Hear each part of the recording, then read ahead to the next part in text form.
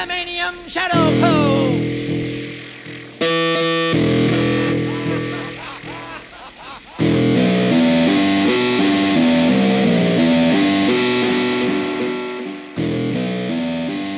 Hello, welcome to the Bronze Age Monsters Shadow Show. This is a show we do every other week for our loyal patrons. Matt and I, we talk about comics, we talk about films, we talk about different things that's going on in our lives. For the past couple episodes, I'm sure you know, we have been covering the Ulysses Bloodstone Saga that is in the Rampaging Hulk black and white magazine. And so we've been going through that. Just like last time, you know, we love John Warner. John Warner has written this whole thing. The art's been going back and forth. I think today we have Val Mayerick penciling and Bob Wycheck inking. So yeah, our team is great for this one. So that's definitely something it has going for it. Yep. And then after this, we're going to talk about The Curse 2, which we had watched on one of our watch-alongs, and it was a funny snake movie. So yeah, so we'll be talking about that. So any other business at hand, Matt? Sure. Just wanted to point out that we did offer something up for our pack members and our Star God supporters. The Shoggoth Saga from Skywald. That's nearly a 2-hour episode review that was intended to be about 30 minutes, but we were loving it so much that we ended up going on and on about it, and had a blast. That lifted my spirits and just put me in a good mood for a couple days, just talking about some crazy Skywald comics, some great Spanish artists. Al Hewitson, Archaic Al. It was a great time. And so if you are a Star God or a pack member, check that out. There's a audio version. We gave out the PDF so you can read the comic if you want and just listen to it. Or you can check out the video version where we're showing the art as we're talking about it. So yeah, it's fun. We did something for Halloween, something to thank our supporters, and I highly recommend it. I mean, if nothing else, read the comic, but I think that the conversation we had was great. I mean, there's a 30-minute conversation about Skywald and the founders of Skywald, and it's a deep dive. It was pretty good. I've watched half of it so far, and we did have a really, really good time. And I have to say, Matt, there was a day, I don't know, it was a couple days ago, I was feeling a little down, and just what popped into my head was Archaic Al and whoever the artist was when they had laid all the dynamite, and they're just like, who's gonna push this plunger? And I can imagine them like pointing to me, and I'm like in there and I'm gonna push the plunger, and I was like, I feel better now. Yep. Yeah. I love how Gerberian and how like pre-Grant Morrison some of that meta narrative stuff was in that book. It just cheers me up. I kept thinking about how we were just talking about how we felt. I felt like I was like a kid in front of an old radio listening to a serial, you know, where the announcer is calling on you to help save the hero of the show. Like it felt like that sometimes. It tapped into that primal audience kid in everyone to like help out the hero. It was super fun. Yeah, it was. Even just watching the half that I have, and I want to watch the rest, but it made me just kind of giddy to relive that. So yeah, that was great. So yeah, if you haven't checked that out, I highly recommend it. It was a lot of fun. Yeah, and if you aren't one of those two tiers of support, anyone can download the PDF of the Shoggoth Saga. It's public domain. It has been since it was published. So you can go to our Patreon page and grab it, give it out to your friends, do whatever you want with it. We don't own it. It belongs to everyone. So funny. I just like most of the time people are just like, oh, this fell into public domain because they failed to renew it. I don't think Israel Waldman even filed anything. I don't think he gave a shit. I literally think he was just this weird, nebulous, like other man who just like he played by weird rules and copyrights. I don't even think he acknowledged their existence. Yeah. Well, even when it would have benefited him. I loved reading about that on there. I posted a link to a bit of a story that you were mentioning about how they grabbed a bunch of other people's stuff and republished them without permission. And there was a dive that another blog did. I posted a link to that. I love getting all the history stuff like that in there. So by all means, folks, if you can, check it out. It was a great episode. It was a good time. And particularly because of the kind of troubled back half of season 6 here, it was fun to have something we were really both super excited about and enjoyed, had a blast talking about, as opposed to kind of the rocky ride here that we're entering in the last few episodes of Creature Commandos. So Yeah, Creature gotta be honest. Commandos, Shadow Show. Yeah, we're needing a little cheering up, and that definitely lifted my spirits to help us sail to the finale. Yeah. So to seg into what we're going to talk about next, we did have a great time talking about the last part of the Ulysses Bloodstone Saga. But that also gave me a nice high for a few days. Mm-hmm. Seeing him meditate in the lotus position and go to another plane and all that crazy otherworldly celestial stuff. That was a blast. And immediately following the night after we recorded that, I read the next chapter, which we're talking about in a minute, and texted you the next day and said, "Hey, let's take a break from Bloodstone. I want the high to last for a little bit." So we did the Council of Frogs episode. We had a bit of a break. We did the Shoggoths, and now it's time to face facts. Yep. And press on. So let's talk about Sweet Fear. That's right. Sweet Fear. Sweet Fear. Okay. All right. So I guess I open this up, right? Yeah, we've seen Wycheck. We saw She-Hulk? Where did we? Yeah, Wycheck was in She-Hulk, and he was in something else. I think he was in something of the buffet as well. Yeah. I was trying to remember, but yeah, we've seen him a bunch. Yeah, I knew his name instantly. I was like, I know we talked about him on this show, so yeah, we don't need to. No, and I think he was one of those to where I'm just like, I think that we had talked about it, and I had done like research and stuff, but it was long ago, and I started doing the research again. I'm like, no, we've done this. It all came back. We've done this maybe twice. So yeah. But anyhow, yeah. So this is Rampaging Hulk 5. There's a lot of prologues and interludes and stuff. It was like I was listening to, I don't know, like a hip hop record, 2006 or something like that. Yeah, it's just like interlude, prelude, skits. Like, yeah. It was there's a lot. So, did you ever like skits? Sorry, I'm gonna be a little all over the place. Did you like skits and hip hop albums? Like, so like they weren't called skits, right? They were like interludes or something. You might be talking about something. I'm talking about like the comedy, like the shit on the Chronic, not the Chronic. The Chronic, mm-hmm. And like De La Soul, 3 Feet High and Rising. Like, De La Soul, like, I mean, like, where it's like a game show and it's like through the whole album and there's. Oh, see, I love that stuff. Oh, see, I hate them. I fucking hate them. I love the De La Soul stuff. I don't know if I love much anything else, but I think, 3 Feet High and Rising, no skips, as the kids say. So yeah, I don't skip it. I'm just, every time a thing comes up that's funny, I'm like, yeah, people have strong suits. Not everybody's good at everything. Yeah.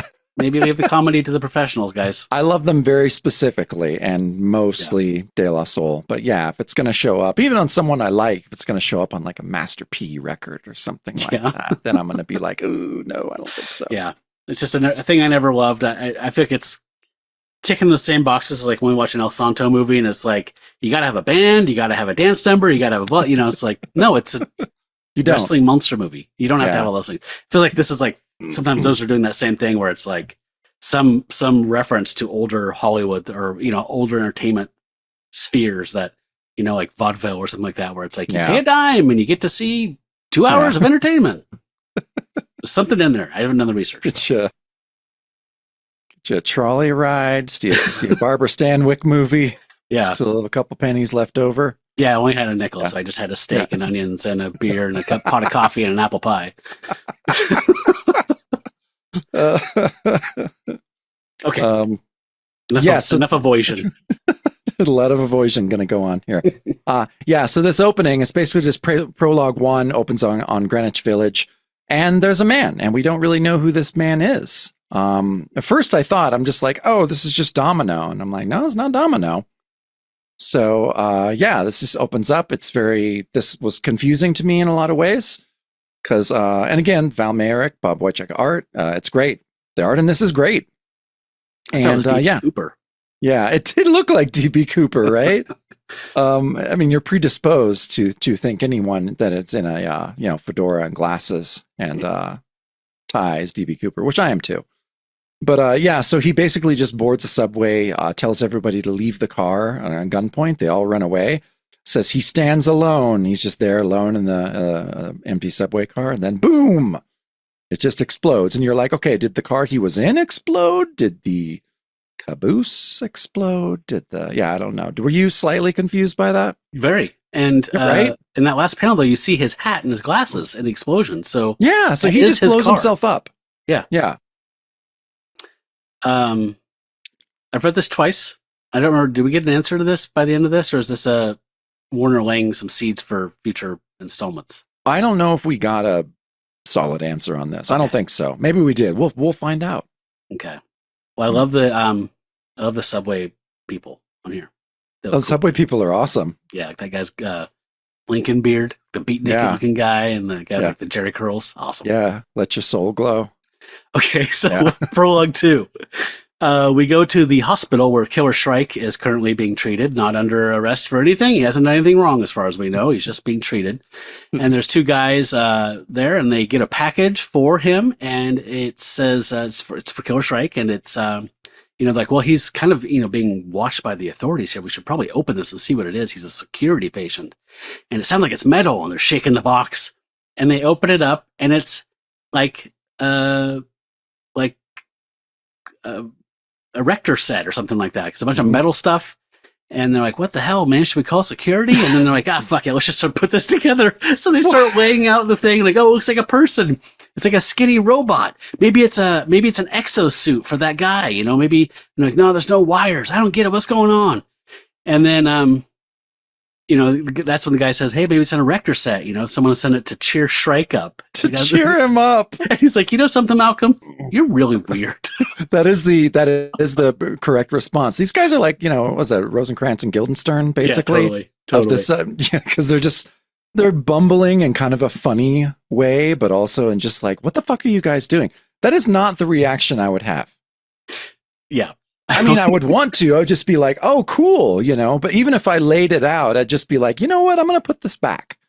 Like, I'm not going to go that extra step of, like securing the brackets and things like that. Well, they get paid minimum wage. They do. So they're saying, stick it to the man. Let's put this toy together. Yeah, I mean, they're in the mail room of a hospital. Like, there's goof off time in the mail room. Yeah, Buddy the Elf is going to show up pretty soon. Yeah. All right. So, next page. So we are finally at our story, which is entitled Sweet Fear. And like I said before, John Warner scripting, Val Mayrick penciling, Bob Wycheck inking and finishing. And a lot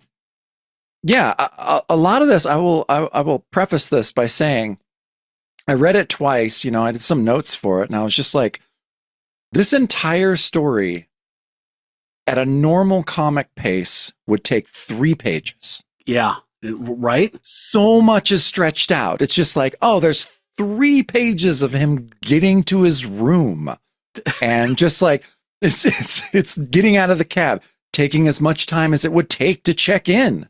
It's so weird. Didn't it feel like when I was a kid, like in 85 or something like that, like so your friend had the issue of the Punisher miniseries you didn't have, and you'd ask him like on the playground, so what happened in issue 3? Because I don't have that one. Like, oh, so Punisher goes and blah, blah, blah, and he'd stretch out some nonsense thing for like an entire recess. Yeah. And then he'd be like, wish I just read it. Like, that was a terrible, terrible retelling. This thing feels like your friend telling you what happened over 3 pages of a magazine that you got torn out. Yeah, that takes him 10 minutes to tell that story. Yeah. Yes. Yeah, it's a lot. So,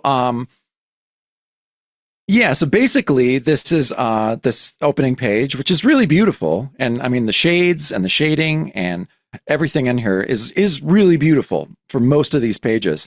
And we're just seeing Ulysses and Brad get out of a fancy cab, and they're going into a fancier hotel. And the narration kind of catches us up, but, not really. Oh, they do bring up the point that he hasn't slept well since days before Ulysses was killed. It does this kind of, a lot of the narration is just like, yeah, he has important errands, and but something is happening, something called this conspiracy, and the fate of the world may well hang in the balance. So it got really serious at the end there, which I thought was kind of funny. Yeah.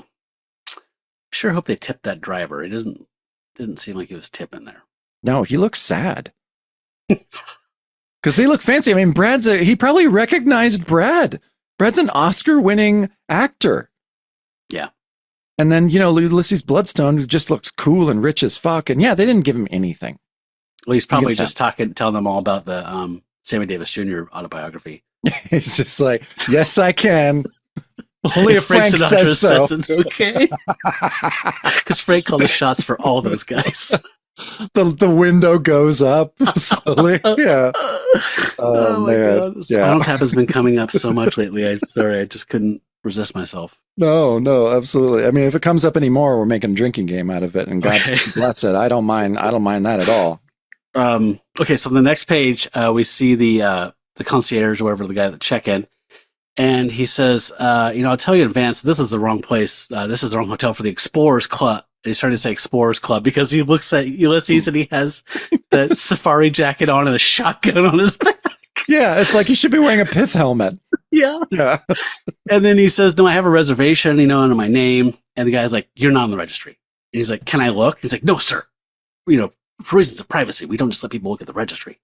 And he's like, well, then you made this. I mean, we go in this weird, like Seinfeldian, like niggling Larry David argument with a clerk at a hotel. He's like, well, then, you made it wrong because I made the reservation myself. He's like, you are not Mr. Bluston. And he shows him his ID card and he's like, no, Bloodstone, you idiot. You got my name wrong. I mean, why are we seeing this? Yeah. By the time it got to the panel, that was just like, no, give me that card. This is my reservation. You spelled my name wrong. Shall I pull out my matching American Express number? I was like, what is happening? Why are we even seeing this? Yeah, it felt very like improv-y. Like, when you're like, you go to support your friend that does improv and you're like, why am I here? This is the worst thing I've ever done in my life. This is a page. This is an entire page of him getting the key to his room. Yeah. So, he lays out the American Express card, proving his identity. The guy's mad. He's like, well, I made a mistake. I'm just as God made me, sir. That's another Spinal Tap reference. That is another Spinal Tap. You old fruit. So he calls the bellhop, and Brad's like, feisty little squirt, isn't he? And then so they're being shown up to the room by the bellhop with their luggage. And he's like, what do you know? They had my name right, says Brad. Boy, what a sorehead that little nerd is. And there's a guy, nebbish-looking dude sitting there going, good, he has come, as promised. So his arrival has been anticipated by someone, and there has been a spy there to await it. I feel like we have been introduced to so many like nondescript dudes in glasses and jackets that I'm numb to it now. Yeah. It's like, oh, okay, that's the 22nd guy we've met that we're supposed to be like, ooh, who's this guy? Right. But and he looks basically like Malcolm from the mailroom at the hospittal too. So it's just like, is that Malcolm? Like, what the hell's going on? They look like Bruce Banner in like a shitty disguise at this point. Yep. Absolutely. So this page is basically them describing the room and then saying goodnight. This is a 4-panel page, but but it's really, I mean, again, the art is great. But then Brad's like, oh man, they just redid this place. Like, you're the first person to stay in it after they redid it. What's crazy is how they remodeled it to look all old fashioned. And he says, it's a kind of kinky hotel. I was like, all right, sure. Yeah. I feel like a panel was missing. Like, because when he's leaving, he's like, hey, if you need anything, just give me a buzz. Like, when you watch movies and stuff like that, right? There's always a guy that's like, hey, if you need any company, just call this number. Or if you need any Rockstar vitamins, I can hook you up. I know. Brad sounded way more like a manager handler at that point. Like, okay, Ulysses, I got him his room. I got him his blow. God damn. Ladies are ready if he needs them, so I'm going to bed. So yeah, Brad leaves, and then, it's all internal with Ulysses. Just like, something's wrong. Wait, is that Brad? I thought it was a bellhop. Oh, it is the bellhop. Sorry. Yes. Oh, wait, where is Brad? No, Brad's at his, you're right. Brad's at his own room. But he has a suite. Aren't they after, sharing? Okay. No, because at the top it says after leaving Brad at his room. Oh. Sorry, I forgot. I forgot to read that, and that would have given me more of a tip. So yeah. But if you're getting a suite in a penthouse of a hotel, wouldn't it have like 4 bedrooms and like a shared? Why does he have his own room? Well, because Brad's the help in the end. Like, Jacob Balcom. I'm sorry. This is how Ulysses is treating him. Wow. Okay. You don't room with the help. Okay. That's crazy. This guy, he spent like the first half of his life sleeping in a hut on the dirt floor with a spear. Yeah. No, I know. No, you and I get a penthouse and we're super excited. You know, we each get a room. We get a room for our luggage. Right. Just whatever. Right. Yeah. Yeah. No, we're hanging out. We're playing Pinochle. We're going to learn how to play Pinochle if we had a suite like that. Yeah. So yeah, but then Ulysses is just like, I'm tired. It's draining. It's manifesting itself as paranoia. It's going to continue until I crack the conspiracy. So again, the guy goes to his room. The bellhop says goodbye.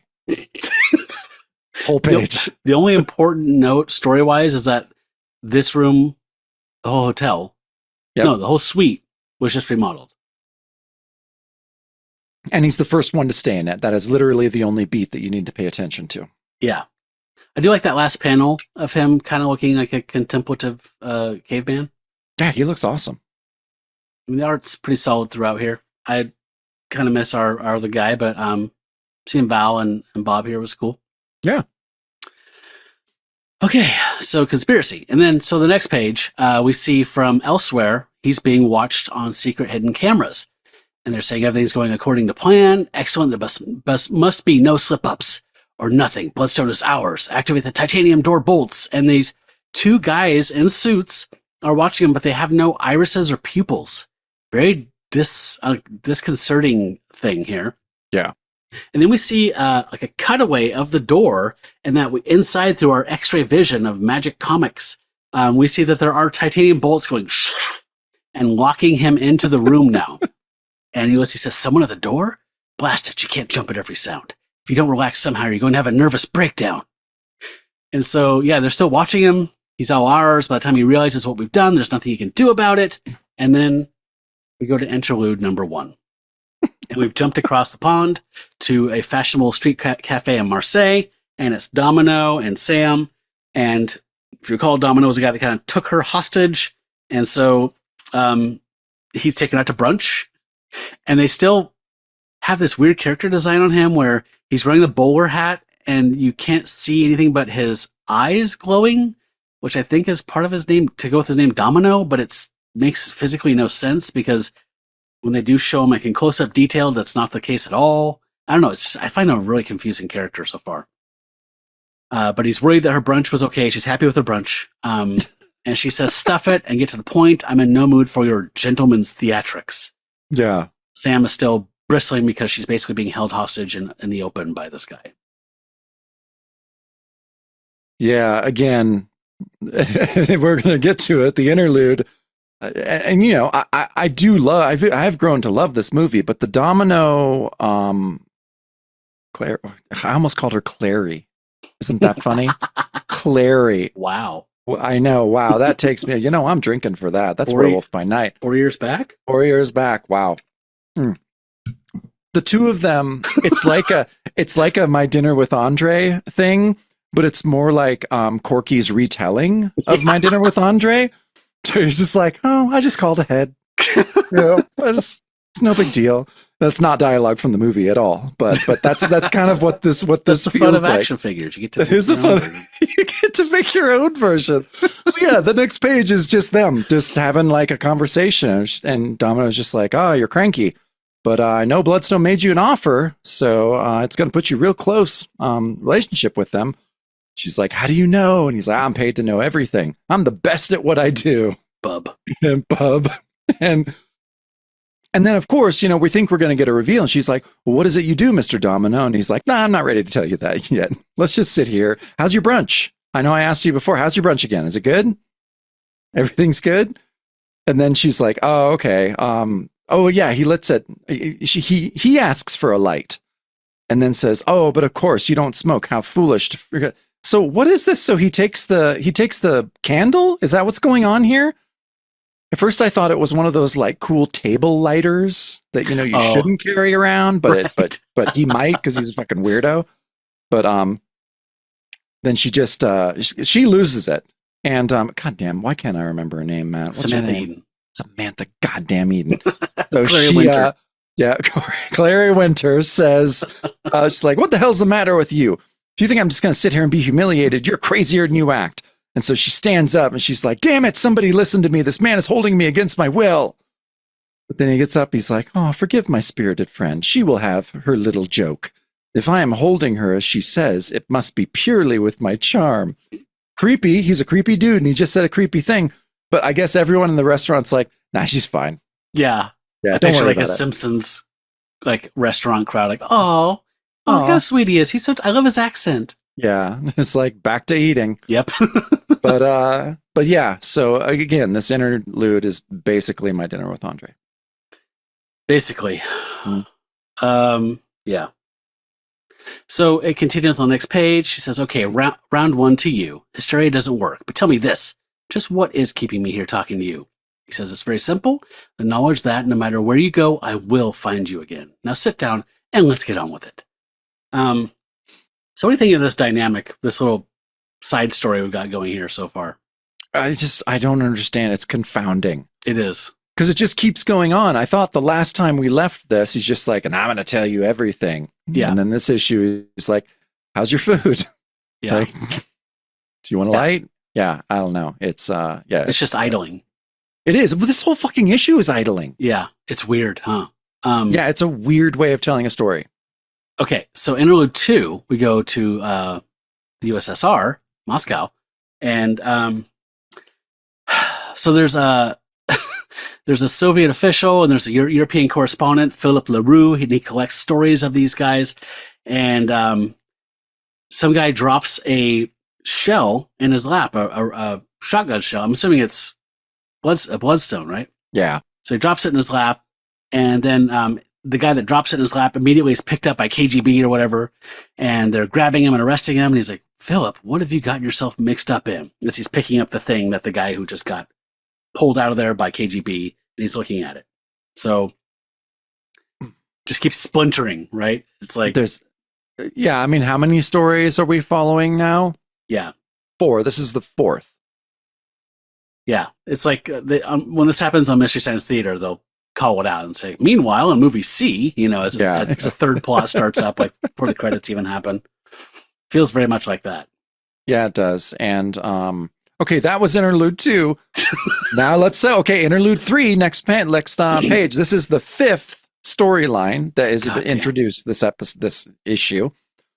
And said interlude 3, Bloodstone Island, Tropic of Cancer. The 2 towers stand like twin gods presiding over the stillness below. And it says how easily these gods are dethroned in the fiery brunt of a multi-megaton explosion. So Bloodstone Island has just got blowed up. I feel like Warner's trying to write this Bondian level scale of like Spectre striking Bond and whatever OSS or who is Bond a member of the MI? What was he? MI5? Is he MI5 or is he higher? Anyway, like it feels like it's something where like a Bond movie would open up where it's like Spectre striking the office, his home, like stealing something from Buckingham Palace, like all these things happening at once, like this big orchestrated thing going on. But I feel like we're kind of left a little bit in the dark, or I don't know. It feels flaily to me. Yeah, it doesn't make any sense. Arbitrary, I guess, is probably the better word. Yeah. So okay, Bloodstone Island, boom. Then we're back to the mailroom. Back to prologue 2. Back to prologue 2 with our fellas who have put the robot suit together, and says, guy's like, okay, people, what do we do now? One says, well, it appears to have a mechanical exoskeleton, only it has no power source or any way to utilize one, at least as far as we can tell, and it sure wouldn't fit the nut in the costume we have upstairs. So again, it's, we got some action. Bloodstone Island just fucking blew up. That was exciting. Which is a lot. But then it's, again, just guys standing around an erector set that they weirdly put together. Yeah. So, yeah. Yeah. Remember when Tony Stark's home got blown up in Iron Man 2, I think? Yeah. And it blew up all the stuff. When he was talking tough about the what was he talking about? The Mandarin? Was that making idle threats towards the Mandarin? Yeah. See, my mind's sort of just wandering to things I didn't even like Iron Man 2. No, I don't like Iron Man 2 at all. I might like it better than this, but I don't know. I like it equal to this. Okay, so I did like the way they did with the Mandarin, though. Yeah, That I was did kind too. of a fun, weird Trevor Slattery. Yeah, it was a published good actor. way to. It was a good way to get around Racist Yellowface, basically. Like, yeah. So Actually, I'm gonna have to watch it again. yeah, Okay. no. Back to it. So the conversation continues on the next page. So what do we do now?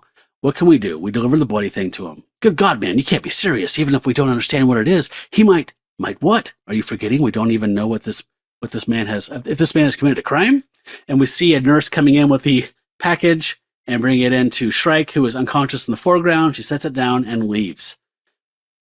Then we go back to the other side of Central Park to Ulysses Bloodstone's penthouse. He's washing his face. And he's saying, I've got a session at the United Nations to look forward to. I wonder what they're going to say to when I... And then he's like, hold it. This time I know I heard a sound. Something is happening out in the living room. So he dries his face. He goes out there. And he says he's had a feeling of danger since he got in the room. After 10,000 years, you'd think one would trust their instincts. And he walks out and says, all right, let's have a look at By the 10 Holy Names. Cliffhanger. Did you look that up? Is that... No. I forgot. Is it Warner that we... Oh. It wasn't Warner. It was Isabella who got really good at putting exciting events at the on page turns. Yes, that was Isabella. Yeah. Never mind. But yeah, the only 10 holy names I could find were in Hebrew. And it's just a bunch of yeah, but I don't know why. Maybe that's what he was referring to. But well, he's been around since before Judaism, so yeah, so he knows. We can see a funny flashback where he accidentally creates an entire religion by doing some Inspector Clouseau type of accident or something. Yeah. Oh my God. So yeah, okay. Well, all right. Now we've reached some action on this page. Yes. So I like he says Bloodstone looks around incredulously. The former hotel suite is somehow transformed into a nightmare gallery of death. But it's basically a Kirby-style danger room. Mm-hmm.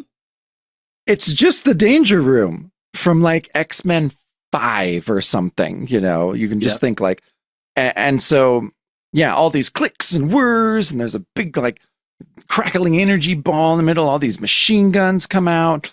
And at the bottom, it's like the hunter has become the hunted. And I like these machine guns that go chaka, chaka, chaka, chaka. And then, Bloodstone dives like, I've been set up. And by someone who knew I was coming to New York and where I'd be staying. But how? I feel like this was the point for me where I kind of was like when Ralph Wiggum's heart breaks and you just rewatch the moment over and over. Pause the moment. Yeah. That's where I was just kind of like, oh, this isn't going to get good. It's probably not going to get good. But you know what? We stick to our guns. We figure stuff out. Yeah. I meant specifically this page part of this chapter. Yeah. Of the saga. Yeah. I was just kind of like, okay, I've been hoping that like the story starts or goes somewhere and this felt like a tripping over its own shoelaces and in front of the girl it's had a crush on its whole life. Yeah, pretty much. Breaking its nose and glasses on. Yeah. Face plant. Maybe even chipping a tooth. But we do have Val Mayrick. So looks beautiful. Yeah. So yeah, he's doing these cool things. He bounces off this old couch and then does a spin and he's pulling his gun out and he's wondering, most importantly, who is doing this? Besides myself, only Brad and Samantha knew anything about this trip.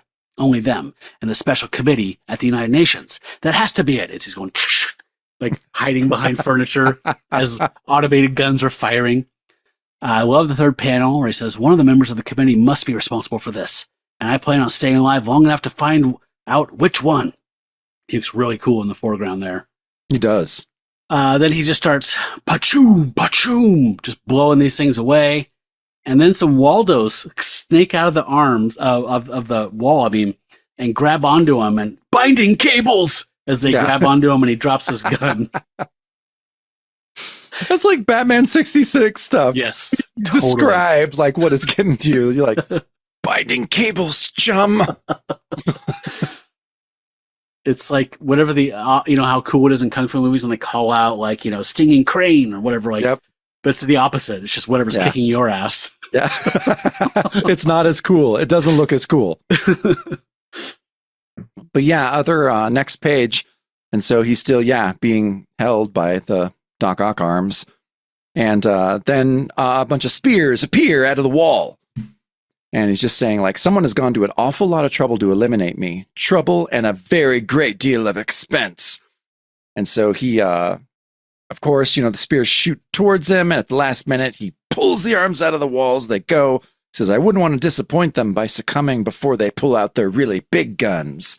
So a lot is happening, but it's pretty boring. Yeah. We had hooded figures in interdimensional space, protecting doorways between dimensions. Seriously, I wish that had happened and we just stayed in that space for the rest of the run. So, even amidst the commotion of destruction around him, Bloodstone senses the subtle new sound. He feels a gentle hum of vibration at his feet, and he jumps instinctively. Pits of living parasitic energy used to be one of the Luxel's specialties. Yes, so the floor has opened up like a trap door, right? Kind of had a hard time parsing this visually. And so, just energies coming up, parasitic energy, that means nothing. Nope, they didn't describe it before. They're just dropping that term like we're supposed to know what it means. Yeah, so then I guess what confused me, Jacob, is that two panels that are bisected by a thin gutter? Like, what is what's happening in the panel? Well, okay, so those are the pits that are opening up. So I think he is, what it seems like to me, I don't know. It seems like he's doing one of those, like, shotgun jumps, like from the floor onto another level where the pits of living parasitic energy are, but that doesn't make any sense. So is that two panels, or is that line that I'm mistaking for a thin gutter the where the wall meets the carpet of the hotel room? That's what I'm confused on. Now that you're saying that, I think that's what it is. It's just very poorly done. Okay, I didn't read it that way either time I read this till just now. Okay. I get it now. So trapdoor's opening up and he's leaping up and doing some Spider-Man thing to not fall into the parasitic energy pit. Yeah, obviously. You know what that is. Yeah. So he says, that means I'm up against the conspiracy again, as I suspected, because Aluxel's knowledge and traps and technology or magic are being used by the conspiracy, so he's figured it out. As usual, they know everything about me while I know next to nothing about them. And then another death trap starts. Some spikes come down from the ceiling, and they don't seem particularly concerned with keeping me around to be filled in. Those descending spikes are to keep me from leaping off the energy pits. Well, it's like they just really planned this whole thing out, huh? Yep. It's like a better mousetrap. They built it. It's right here before our eyes. And in some, like, Fifth Avenue hotel room, they just bought an entire floor of a hotel and then turned it into a giant death trap. And said, when Bloodstone checks in, you put him in this room, you hear? See, my family had a construction business growing up, which I worked in from time to time. I always wanted to be like, because being like coming from a contracting family, like I look at this and I'm just like, okay, who is the super on this? Like, how do you get these gigs? I want the gigs like working at, building Area 51. I want the gig doing this. I'm like, I can keep a secret and I'm really good at wrangling subcontractors. Like, I want these gigs. Yeah. I don't know if that's how that works. I think it's kind of more like pirate treasure burying where they say, thank you so much for your service. Now get in the hole. Yeah, I think that's probably what happens. But again, I mean, as long as I'm the one surviving, I'll do what it takes to get these contracts. Oh, you're saying they let the contractor live, not the laborers. Obviously, because he knows everything, right? So of course they let him live. Sure. No, yeah. Thank you for indulging me on that and my innocence. But so Bloodstone is getting out again. He's bending the spikes. He says, I like that he says, I'm too old a dog to start innovating now. That was a really fun telling thing that he said. He's tired of this. As he's doing it, he's just like, fuck. Yep. Ceiling spikes. 10,000 years. Jeez. And he's like, I remember 5,200 years ago. I figured ceiling spikes out then. So Yeah, so but he's really concerned about dropping into those, curious parasitic energy pits. But he did figure it out. So he's like, okay, so the parasitic energy would just eat me alive, which, acid would do too, and leave the blood gem. So he realizes that he's just like, they're trying to get the blood gem in my chest. So he says, but staying up here is only a temporary measure. When the parasitic energy builds to critical mass, it will lance up after me. Well, we learned a second thing. There you go. Two things. It's almost like it's being made up as it goes along. And Bloodstone is taken to those shells that he can detonate with his mind. And he takes two of those and throws them into the energy pit, says, unless I get rid of it now. Yep. So we get a nice splash page on the next where we get to see that happening. So, he has detonated them with his mind. And I like some of this language here, like the resultant explosion sends great sweeping arcs of destruction in all directions across the chamber, like an angry primordial god roused from slumber, lashing out. The energy screams chillingly. We don't know what you're talking about, Warner, because nope. This is not a Marvel thing. We've never seen this before, so we're just trusting you. We're in your hands. But starting to get a little suspect of our driver. Yes, we are. Yeah. I thought I smelled vodka when I got in the car, but I was like, nah, probably a mouthwash, but I think it's vodka. Beautiful page. I don't understand a thing that's happening on this page, but I love it. Yeah. Apparently the parasitic energy is almost like sentient. It screams. It lashes out. Yeah. That's kind of cool. We're getting there. Yeah. But then, he next page he did his shells, and he's that dispersed all the parasitic energy as I had planned, but now I sense a new danger. The room is about to blow up. So, and he says, probably with enough force to accomplish what the energy pits failed to do. And that door looks belligerently uncompromising. So he's just been narrating a solo fight, which I get, but he's been doing it out loud, which always makes me laugh. He could just be thinking all this stuff, but he's saying it out loud at like full volume. Yeah. Just the bulk of this issue is him narrating a series of death traps in a hotel room. Yeah. Sometimes you just need to kind of pull out and just kind of describe it at that level. It's like that's... It's like when you have a dream that seems really, really weird, and then you say it out loud, and you're like, oh, I'm just nervous about this job interview. Yep. Totally obvious. So then it shows the outside facade that looks all serene and says, it could withstand a ground zero detonation of a small nuclear warhead. A warhead maybe, but this is Ulysses Bloodstone. The door buckles. And I was like, I don't know about that comparison. I'm just like, no, we know Bloodstone is cool. Like, he's super cool and he's really tough. But I don't think he would win against a nuclear warhead. Yeah. He's immortal. And he's strong. Matt, maybe we should drink for new powers. Invulnerability. That's a new power. There we go. Good Lord. What are you having? Gin and tonic. Nice. It's getting cold, so I'm going to move. I was going to say, it's a little out of season, though, my friend. It is now. I have to go to the store and get my Ramita ingredients. Nice. I was going to have shitty whiskey and some apple cider we got out at Savi Island at a pumpkin patch. Ooh. But the cider turned, so it started to turn into cider, capital C boy. cider. So yeah. No good there. So I'm having an Ninkasi IPA. If it's tangy and brown, you're in cider town. That's true.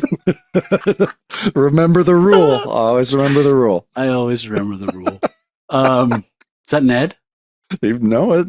Okay. So he basically jumps out and then closes the door behind him because, parasitic energy lashing out angrily and screaming. And there's a couple out in the hallway. Pardon me, is something the matter? Get out of here! Get out of here! Sheesh, what a grouch. I mean, we were only asking a perfectly reasonable question after all. The nerve of some people. That man was downright rude. Gladys. Yeah. And then, why did we need to hear any of that? Why did we need to hear that conversation? I don't understand what Warner's going for this entire issue. The tone... Go ahead. I feel like he's making a reference to a movie we've never seen.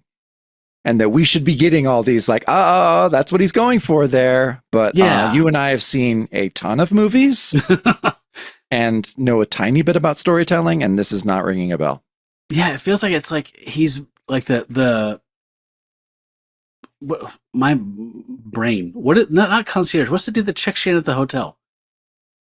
What's that desk? The Desk. it's just been nagging at me. Concierge is who you ask, like, hey, where's a good place to get dinner? I want some seafood. Yeah. Here's a map. Blah, blah, blah. I want some opera tickets. Yeah. Yeah. My brain is just garbage. No. Has nothing to do with the election. Okay. So I think it's like some reference to like that guy and these people, like the Outer Towners or something, like we're in some movie we haven't seen though, but it's like some 60s comedy, like, oh, this Jack Lemmon, or something. Like it's something that we're not getting, but I don't know. I think he's actually just trying to be funny. So I think he's just pulling these out of his hat, like this, like, wouldn't it be funny if this huge thing's happening but he's in New York, right? So there's New Yorkers there and they're interacting with him in a New Yorky way. So I think he's trying to be funny, but it doesn't match, like this tonally doesn't work for me, like anything. Well, like I just don't understand it.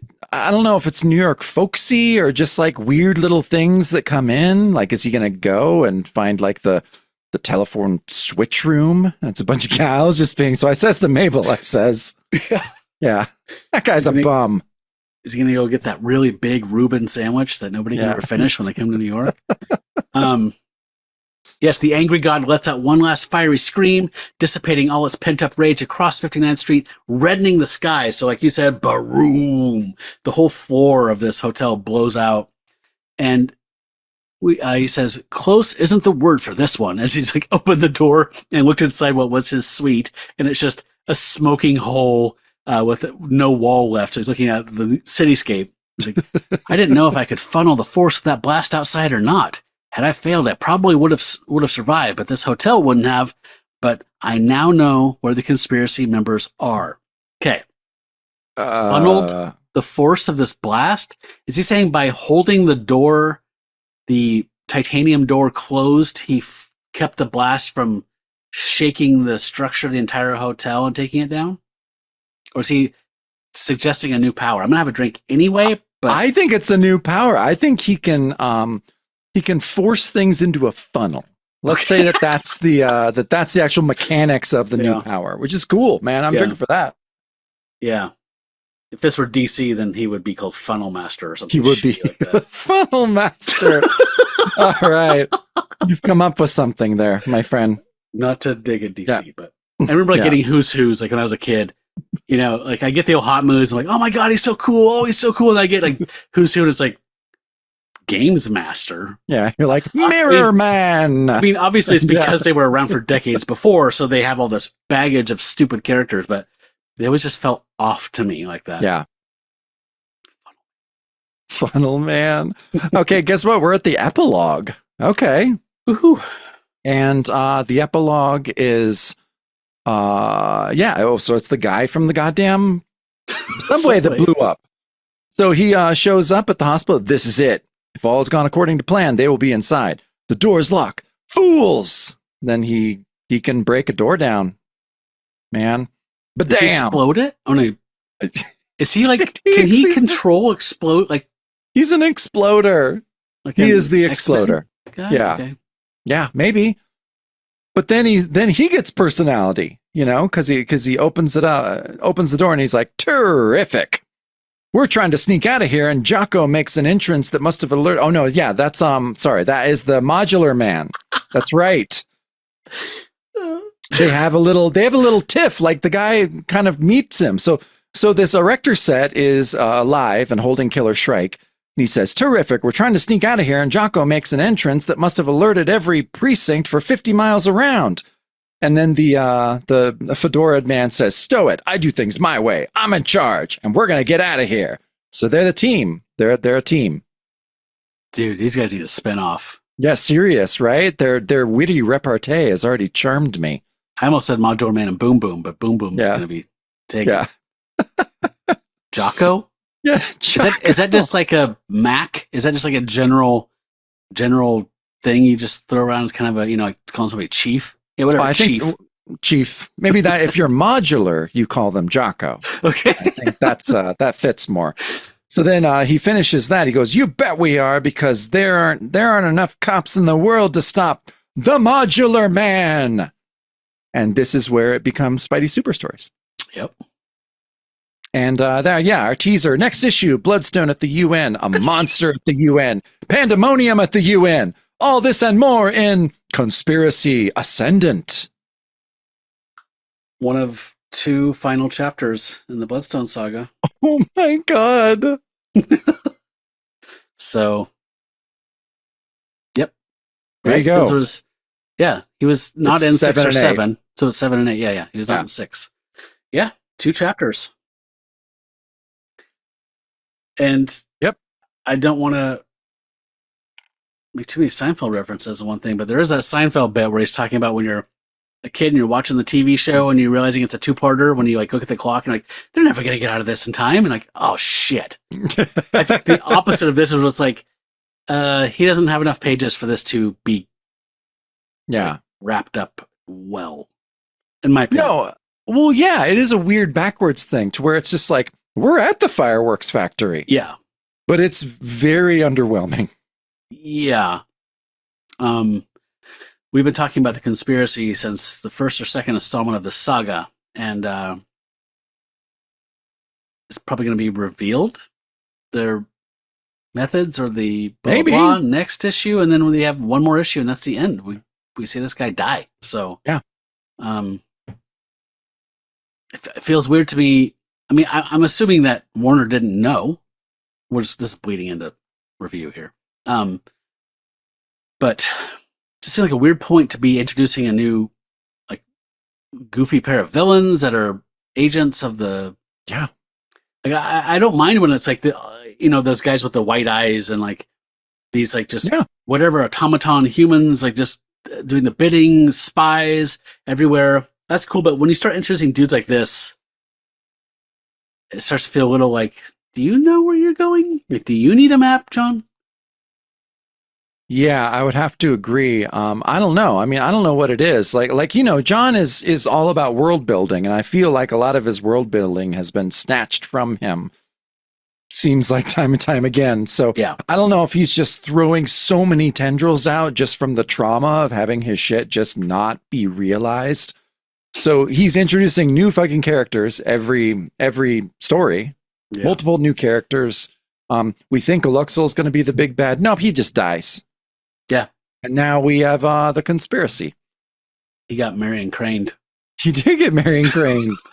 But yeah, God, I don't know. I'm confused at this point. But you know what? We're on the ride.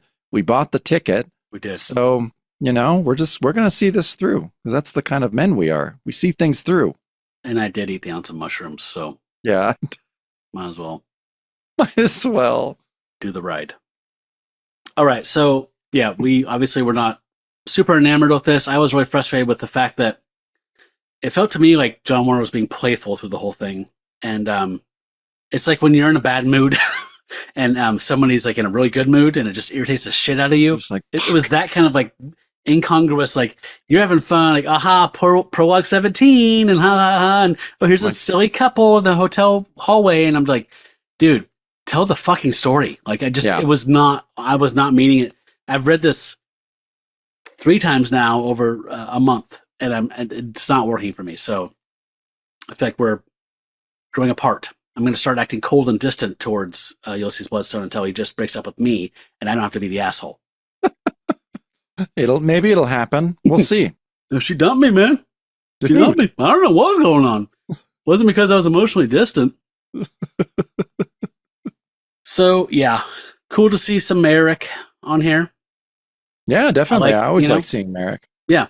It's always fun seeing Rudy Nebris Inc. different guys coming in, but it was cool seeing a new team tackle this, and definitely different visual treatment. Although it looks like they kind of adhered to Rudy's stuff. Like they actually look like they went back and looked at previous issues and were kind of like, let's keep the shading style and just kind of, honor that while still doing our own thing, which is cool.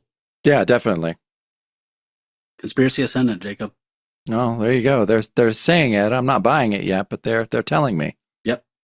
It's going to ascend and it's going to blow your fucking mind. God damn, I hope so, honestly. I would love it. Okay.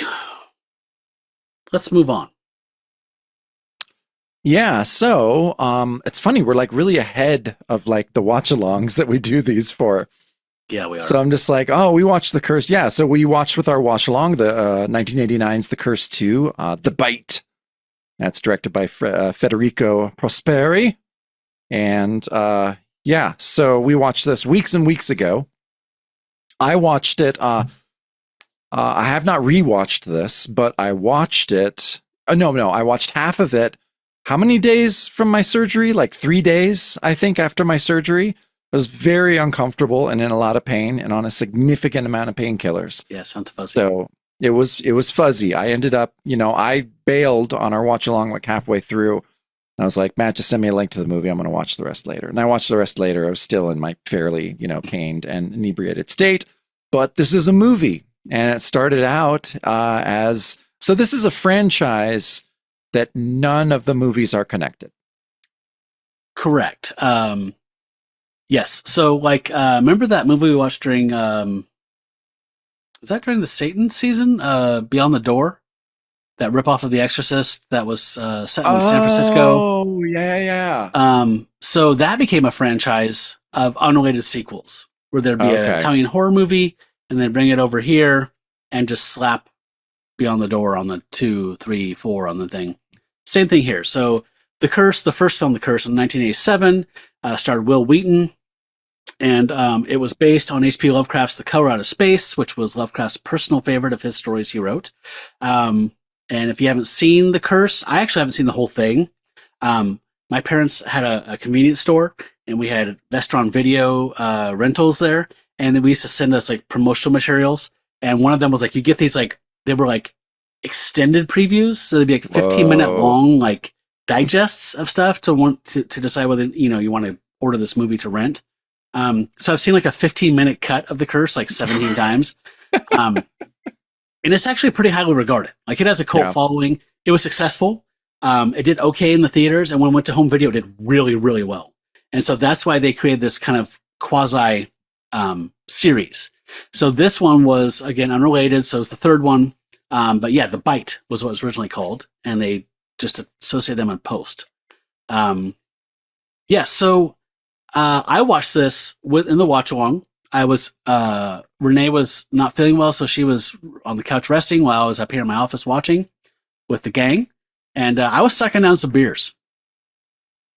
So yeah, I mean, I was kind of enjoying it, and we were just all laughing and whatever. But that was like a month ago. Yeah, I did have several beers. It was end of my weekend, so I was having some good times. So I watched it again tonight, right before we recorded, just so I could kind of speak of it competently. And I enjoyed it much more the second time around. So the premise, you can watch this on YouTube in its entirety, kind of soft, but not terrible print, really. Did you think? No, it was all right. Yeah. So, I mean, this stars Jill Sholin, I think is how you say her name. Mm-hmm. Did you know her? Like, I knew her from a couple movies, and she was like the kind of person that like a bunch of my friends had crushes on in the late 80s. Really? I don't know. From The Stepfather. Okay. She was The Stepfather. She was in the remake of the Phantom of the Opera with Robert Englund. Oh, and she was in a cool kind of like pre-Scream, kind of like self-aware slasher called Popcorn in 1991 that is kind of popular as well. Well, I see she's also in the 1986 Babes in Toyland with Keanu Reeves, too. Oh my God, I totally forgot that was her. Yes. So I always thought she was a cutie when I was like the age of, what was I, 12, 13? No, she's definitely a cutie. She's adorable. And she even sings a song that sings like kind of a folky countryish song at the beginning, which I thought was charmingly not great. It was so not great, but it was very charming because you're just like, you couldn't tell if they're like had to read a song or maybe like learn a song or maybe she's just making this up. Maybe. Yeah. Because I was singing that. Yeah. Oh, you were? I was singing that for when we first watched it. That was the part I took away from it. Yeah, actually. Me too. So the premise of this is that she and her boyfriend are traveling through wherever hulks get made in the desert, and there's been nuclear stuff going on. There's irradiated snakes everywhere, and these mutated snakes are kookaburra. So they bite the boyfriend, and he slowly mutates, gets sicker and sicker, and then his hand where he got bit mutates into a snake. And in the end, he goes full body horror and starts vomiting snakes, and it gets really fucking gross at the very end. The very end does get really gross, but it does take a long time to get there. Yes. So, but so he gets bit when they stop at the gas station. Yeah.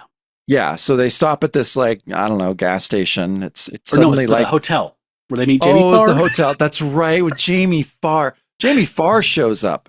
And Sidney Lassick from One Flew Over the Cuckoo's Nest and countless other films.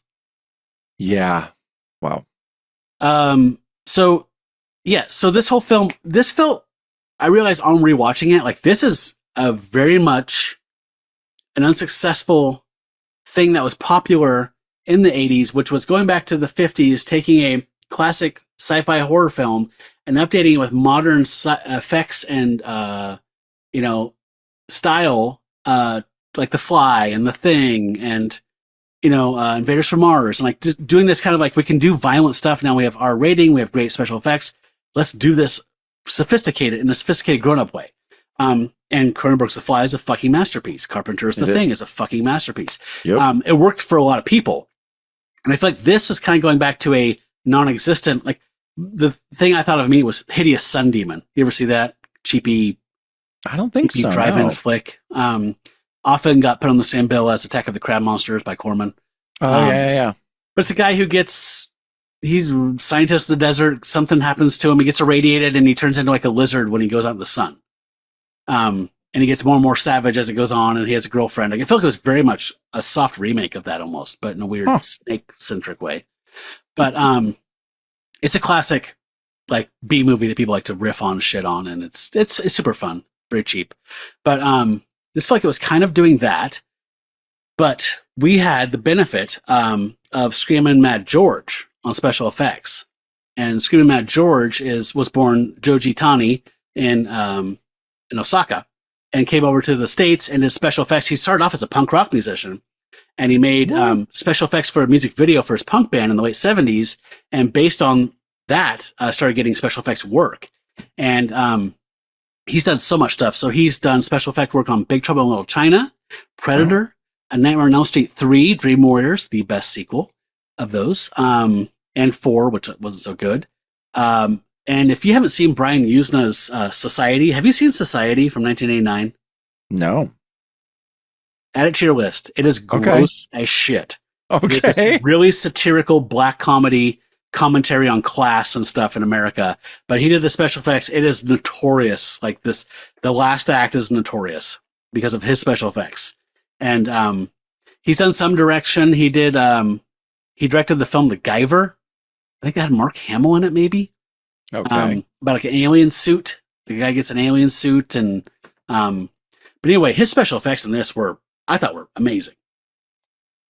So yeah, I mean, what did you like about it? This movie. I liked her song. I liked Jamie Farr. I liked some stuff, but I didn't connect with it like you did. And I tried. It was fine, and the ending was gross and fine, but I had a real hard time connecting with this movie in a meaningful way. I find the middle third of it incredibly frustrating. I think up to where like Jamie Farr gets introduced was okay. Basically, when he gets bit until like he's full on killing people, so really boring. fallow. Like you're relying on Jamie Farr as a traveling salesman talking to a network of truckers, which I thought was also pretty amusing. I thought they were charming. I definitely liked it much more the second time. Yeah, but I mean, if nothing else, I would probably say it's probably worth watching for the ending, if nothing else. So like, you can almost watch the first 20 minutes and then just know that Jamie Farr is trying to find them. Oh, and Bo Svensson plays the asshole sheriff. Oh, yeah, okay. So Bo Svensson has been around forever, and he's he started doing TV work in like the late 60s. He came over from Sweden when he was younger as an actor, but he's mostly known for drive-in stuff, but he was played Buford Pusser in the two Walking Tall sequels, the 70s. That's like kind of what he's known for. And it almost seemed like his role in this was like a winky homage to Buford Pusser, but like I love that the weird touch of him having like a broken nose, and that's never alluded to in the whole movie. I love that's weird touches like that. That's true. But he's an awesome asshole sheriff. Yeah. Who just assumes that this guy's bit, and he's got his hand wrapped up, and he thinks that, well, you're down by the Mexican border, so you're probably drug dealers. You're a doper. And he's just yeah. And he's just violating constitutional rights left, right, and sideways. Yep. He doesn't care. Yeah, but if nothing else, the last 15 minutes of this film, when the snake venom has fully done its thing, and there's a whole sequence in a rainy desert night and some storm drains, the stuff Screaming Mad George does in there is insane. It's awesome. Yeah, it is totally awesome. It's almost like Reanimator or like The Thing level. Not quite as good as Rob Bottin stuff in The Thing, but there's some pretty impressive snake things going on, and if you have body horror for sure. Yeah. So disappointing because this was an hour and 37 minutes. I think if you could cut this down to an hour, this could be a tight little hour and 5 minutes would be a tight little film. It's just too long, and it's too slow in the middle. It's way too long. The ending was cool, but I have to do this every once in a while. Claw down for me. I'm going to give it a sideways claw. I think that the special effects definitely elevate it from here to here. And if you like gore and body horror and weird people puking up things that shouldn't be in their body, you're going to love the last 15 minutes of this movie. Yeah. I can't recommend it heartily, but I would say it's worth a watch. Definitely one of those things, like if you are curious what we're talking about and you have Solitaire on your phone, pull out Solitaire about 25 minutes in this film and then stop playing about an hour and 5 minutes in this film, and you'll probably enjoy the ride. But, yeah, no, definitely. I think that's good advice. Yeah. So I liked it enough to I'm going to watch The Curse. It's on Pluto on demand. Oh, okay. And, it is highly regarded. So it's also I don't know. We saw the Richard Stanley Color Out of Space together, didn't we? Yeah, we did. Yeah. So I like that. I love that. I've always loved that story. So I've always wanted to see the weird kind of Dust Bowl version of Color Out of Space with Will Wheaton. The stuff I saw in that extended preview disturbed the shit out of me back then. So oh shit, okay, cool. I'm excited to see it. So yeah. So Jacob, correct me if I'm wrong here, but we did a Frankenstein, and then we did this, and then our next one that we're going to talk about is the vampire. Yep, 1958, I think, and we watched that in our watch along. So yeah, the Velcro one is what we're talking about next. Okay. So does that make our next film? Do we need to pick between I think it's a Shreve and a Shreve and a Wolfman? Griffith? Yeah. Okay. Do you want to toss a coin or something? I have. It's funny, like the one time that we just need two outcomes, got my die right there. Nice. Yeah. Odds or evens? Odds or evens. Let's do it. Okay. Let's say, what's Griffith? Odd or even? Griffith is even compared to Shreve. I agree. So, okay. All right. Rolling. Okay, 12. Evens. Okay, so we got a Wolfman movie coming up. All right. Okay. So I did kind of threaten a really bad werewolf movie called Bride of the Werewolf that was made by the two brothers we were talking about that make the terrible films. That I think I turned off like 10 minutes in, and I was like, I bet we could do this as a watch along, but it might be rough for anybody else. How did we miss this first season? Because I watched 10 minutes of it and said, I can't watch this. Okay. So you did that back then. Okay. Yes. Gotcha. But now that we have a coalition. We do. Yeah. Let me pull this guy's name up because it's totally blank. I'm blanking out right now here. So there's just one brother left, unfortunately. The Polonia brothers were the brothers, but they were twins, and they made low budget movies to the 90s.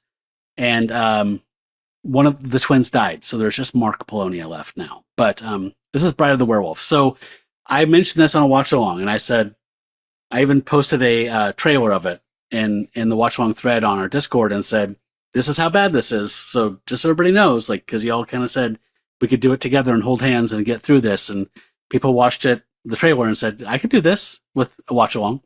So I feel like I'm gonna make people mad, but I think we're gonna do Bride of the Werewolf. Sweet. It needs to be seen. It does need to be seen. I'm sure. It sounds like it. Yeah, because we're always happy with these 60s and 70s things, and that's like an easy, comfortable zone for us. So we need to get out of that. Yeah. Watch something terrible from from 2019. Yeah. Yeah. Something that was new when we started this podcast. Oof. I don't know. Like, It gives me the. they're the kind of like people that like will wear a spirit store mask in a movie and just have that be the costume. Yeah, and that's totally fine by them. They think that's fine.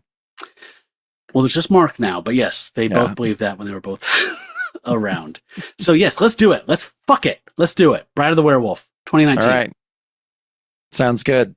All That's right. after that, because we're going to be talking about the vampire. Yes, next This is- watch along. This is the pre-taped call-in show. Yes. Not about the elderly. It's not about the elderly. It's about crime in our streets. Ken Durrell. Yeah. See, I can remember that, but I can't remember what you called the fucking person that you check in at the hotel. That. Did you hear me say? Did you hear my words when I said Clary Winter? Like that's where we're at. Dickie Crickets. Just That's it. thank you. One more drink. Thank you. One more drink. Okay, so we're going to talk about The Vampire next, which you can watch on YouTube, multiple uploads, virtually public domain, but it's not. Bride of the Werewolf, you can watch on Prime, and I bet it's on Pluto. Crackle, RIP, is gone, but anything like Pluto or Roku, I'm sure you can watch it on. Oh, it's on Tubi. I'm seeing right now on Google. It's on Tubi. If you didn't pick this up, don't watch it alone. Don't watch it sober. Like, you have so much to live for. Yeah. Jesus told me. Jesus told me. We make so many references. On the It's almost good way. it's almost Thanksgiving. So It's time to watch Coven. well, Yeah. I was so comforted when I found out that other people watch that every Thanksgiving because of that, the long, lengthy sequence that takes place during Thanksgiving in American movie. Oh, I mean, I know it. I just never thought to watch it during Thanksgiving. I'm going to do that from now on. I watch it every 6 months. Oh, so do I. But I mean, Yeah. like, I always watch Yeah. it. I'm always trying to find a good Thanksgiving movie besides Planes, Trains, and Automobiles, and that's one of them. Oh, awesome. I'm gonna jump on that. Yeah, do it. So, yeah. What's disturbing is that the older I get, the more I relate to the uncle. All right. I'm just like, how did no one identify that this guy is massively clinically depressed? Like, Yeah. it's so clear. It's so clear. He just doesn't wear a shirt. And it's just like, bah. Yep. That end scene when he's just sitting on the porch with Mark and he's just like, blah, blah. Well, he's like, what's your philosophy, Bill? And he's just like saying the most depressing things I've ever heard in my life. It's like, that is dictionary definition of depression.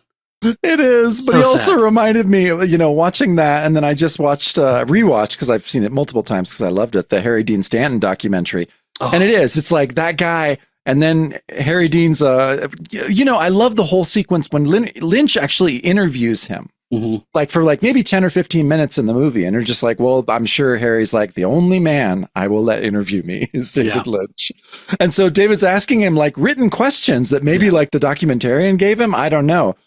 But he's always just like, I think it's been memed and stuff, but Lynch is just like, well, how would you like to be remembered? And Harry's like, doesn't matter. Yeah.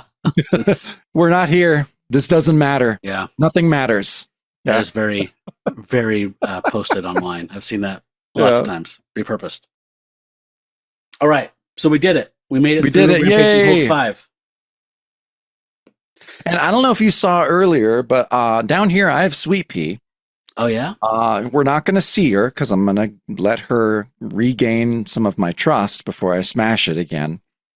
But I feel like Alicia has the kitten in the bedroom. I feel like that's where we're going to kind of have him while we're doing recordings now. And so I want Sweet Pea to be like, this is my time. This is my time with my dad. Yeah. where we get to sit down like old times, where I just get to hang out. He doesn't pick me up and squeeze me. Right. I just get to be his little battery that I can just like reach over during a show and just recharge a little bit. So Sweepy's going to be my my co-host and not my prop. Yeah, it's like daddy-daughter date night. It is daddy-daughter date night. I totally get it. Yeah, so it's important to have time, just the two of you to have a call time. Honestly, that's exactly how it was day one of us doing episode 1 of Werewolf by Night. Yeah. She sat on the bench behind me, and then we got her a blanket, and then she would just come up when I'm setting up the mics and stuff. She'd just be like, "Oh, okay," and she'd jump up on her. Yeah, it's time, and she'd just stay right behind me. She took off. That's okay. She's embarrassed. We're talking about her too much. I know. Yeah, but yeah. So I just wanted to do that again. I want for the next season. I just wanted to be here with me. And I can't ever with me if I'm squeezing her for comedic effect. What if you get the show can buy you a Bjorn and you can have her like swaddled like up against you like a baby? Honestly, I would fucking love that. But she would not deal with it. And I swear to God, she's 17 pounds. Oh, so you'd have back problems. I would have I'd have the sciatica, I think. Whatever that means. I have to hear about it every time we talk. I have to hear about it. That's my sciatica. Oh my God. All right. Well, yeah. So we did it. We have a plan. So yeah, next episode we will be talking about the vampire and about Rampaging Hulk 7. Yep. Modular Man. Yep. Modular Man and Jocko. Modular Man and Jocko. They're the new comedic duo. So yeah. Until then, hail Satan. Hail Satan. What is that? What is that, Jacob? What just happened? I was told it was the bonus show. It's the bonus show.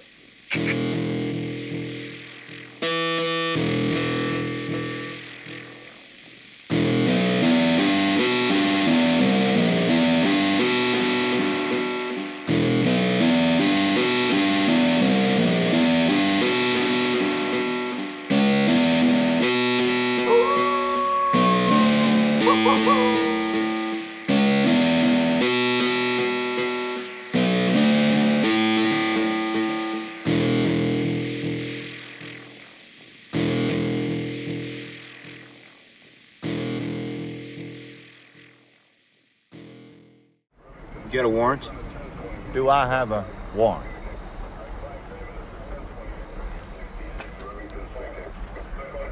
Get your ass out of this car right now, Junior, and open up the back. Just show it to him. Right fucking now.